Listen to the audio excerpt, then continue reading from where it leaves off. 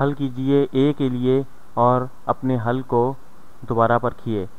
तो हमें मसावत दी गई है a जमा 5 बराबर है 54 के। तो यहाँ पर हम क्या करेंगे, a की कीमत मालूम करने के लिए हम a को एक तरफ ले जाएंगे और बाकी जो कुछ भी है तो उसे हम दाएं जानिब ले जाएंगे।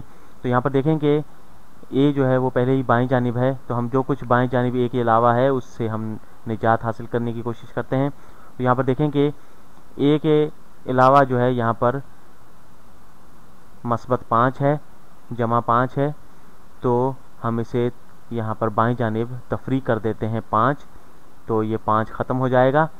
तो हम यहाँ पर 5 तफरी करते हैं इसमें से, तो हमारे पास a बच जाएगा। तो हम यहाँ पर इसे इस तरह लिखते हैं। तो लेकिन ये चीज़ जहन में रखिएगा कि 54 a जमा 5 54 के बराबर है, तो 54 जो हम तफरी करेंगे बाएं जानिब 5, तो दाएं जानिब भी हमें 5 तफरी करना होगा मसावात को बराबर रखने के लिए। तो a जमा 0 हो जाता है, तो a बराबर है 54 में से 5 तफरी करें तो 49 हो जाता है। तो a बराबर है 49 की। तो हमने a की कीमत मालूम कर ली 49। तो अब इस 49 को हम इस मसावात में एक ही जगह पर रखें तो हमारे पास जो है ये दोनों जानिब रकमें बराबर होनी चाहिए।